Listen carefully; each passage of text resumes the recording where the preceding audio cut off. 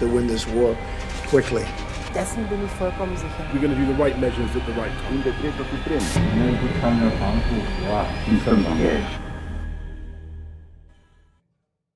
Bonjour à tous, alors on le sait, l'Espagne est particulièrement touchée par le coronavirus et Madrid est l'épicentre de l'épidémie.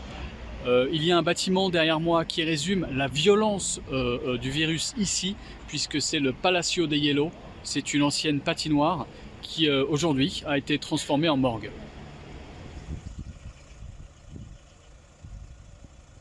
Pues ha sido una cosa necesaria. Cuando no hay más remedio hay que afrontar así las cosas. En vez de pista de hielo para patinar los niños, pues en morgue, desgraciadamente. Donc là on voit un des camions funéraires qui, on le suppose, est allé amener un corps ou chercher un corps.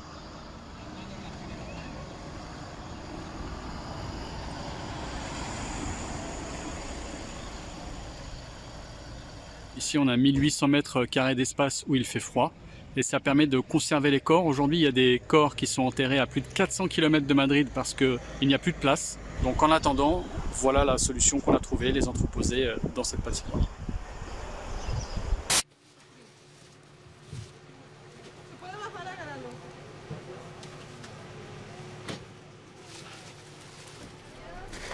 What's in the bag? On this one we have celery, pear, orange, nuts, chocolate milk, regular milk and cereal. Alors voilà, ici c'est l'un des 60 points de distribution alimentaire qui ont été installés dans les écoles de Los Angeles. Los Angeles, le district scolaire de Los Angeles, c'est le deuxième plus gros district de tout le pays. Il sert à peu près 500 000, 600 000 étudiants. Parmi ces 500 000, 600 000 étudiants, 80% d'entre eux sont issus de familles modestes. Et donc les repas à la cantine sont très souvent pour les élèves le seul repas de la journée équilibré, le seul repas chaud, le seul repas complet.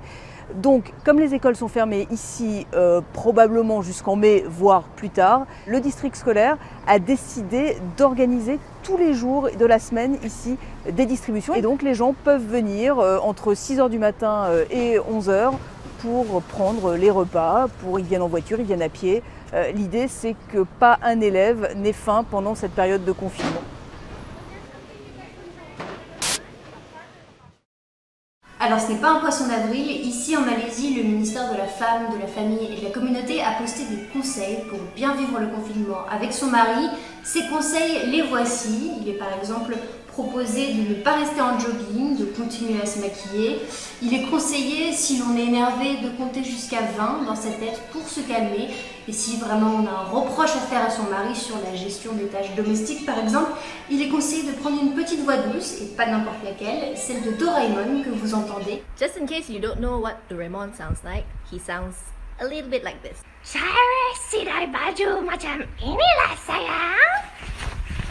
Doraemon, c'est un petit chat robot de dessin animé. Alors forcément, ses conseils ont suscité beaucoup d'indignation, de parodies aussi.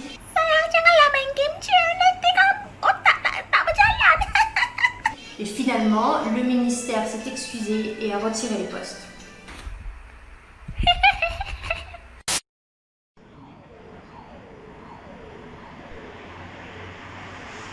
Voilà, donc je vais prendre le métro ici. Moi j'ai un masque. Les masques se négocient en ce moment entre 10 et 20 euros pièce dans les pharmacies. Donc évidemment les cours s'envolent. Il y a eu également des scandales autour des pompes funèbres qui augmentaient leur prix. Donc le gouvernement a fait des déclarations en disant qu'il allait étudier la question. Mais en attendant, ceux qui ont un masque comme moi, ils font très attention. Il est 10 h du matin. Je pense que l'image se passe de commentaires. On va aller à la rencontre d'Alberto qui habite juste ici derrière. Alberto il fait partie des Makers, c'est une chaîne de solidarité qui s'est mise en place à Madrid où il y a plus de 2000 personnes et en fait il fabrique du matériel pour les hôpitaux qu'il distribue gratuitement et on va aller voir ça de plus près.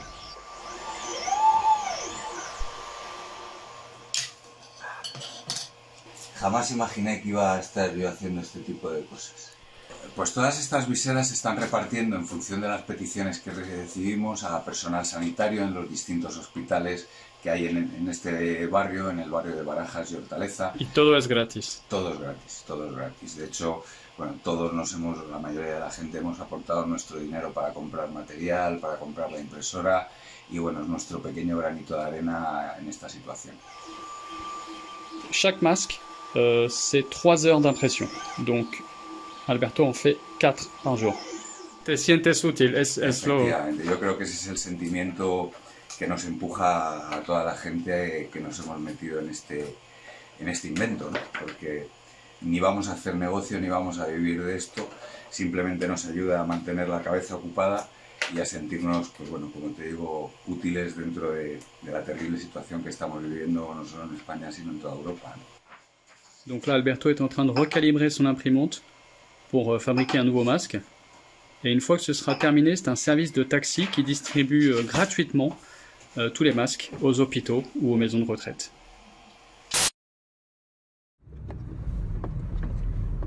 Donc là, il est 7h du matin et je suis dans la voiture de Salima, qui est la présidente donc, du sanctuaire de la faune de Tanger, avec qui on va aller nourrir les chiens de Tanger, les chiens et les chats qui désormais, voilà, avec la fermeture des cafés, des restaurants, n'ont plus vraiment de quoi se nourrir. Donc là, direction la Corniche. On estime 30 000 chiens errants à Tanger, les alentours de Tanger, et encore plus de chats. Donc, comme tout le monde n'a pas le droit de sortir, à moins qu'ils aient une autorisation, ces animaux, maintenant, les pauvres, ils n'ont pas de quoi manger. Donc, c'est à nous de nous arrêter. Et, par exemple, voilà, on a un chat ici. On va s'arrêter, on va lui poser de la nourriture. Au moins, aujourd'hui, il n'aura pas faim.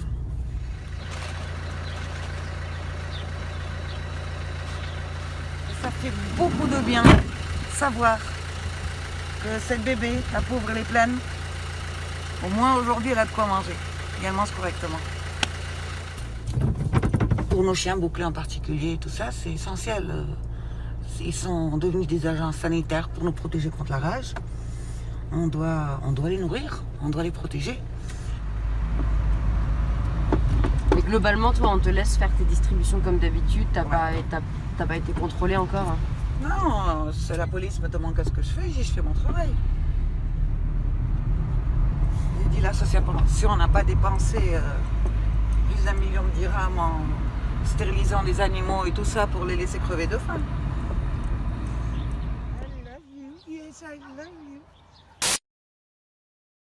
Alors je suis en train d'aller au supermarché, dans un centre commercial. Ici, pour que le virus ne se propage pas, il faut faire ses courses seul et pas accompagné. Le gouvernement malaisien a suggéré que ce soit les pères de famille qui y aillent. Et ça a posé quelques petits problèmes parce qu'on s'est rendu compte qu'en fait les maris et les pères de famille ne savaient pas très bien se repérer dans un supermarché. Et donc du coup, plusieurs supermarchés ont proposé des guides d'achat pour les maris. Alors on voit par exemple les différentes parties d'un poulet, mais aussi voilà, le nom de tous les légumes en anglais, en chinois et en malais. Alors ça a fait beaucoup rire sur les réseaux sociaux. Ça a aussi fait soupirer parce que c'est évidemment une vision assez sexiste. Mais le Premier ministre malaisien lui-même a été aperçu en train de faire les courses, lui et non sa femme.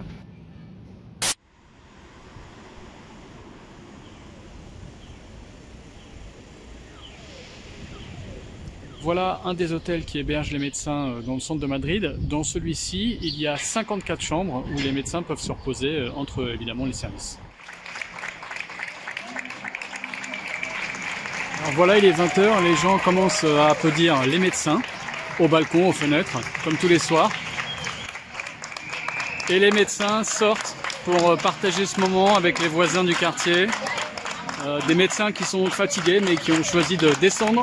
Ils descendent chaque soir pour applaudir avec les autres.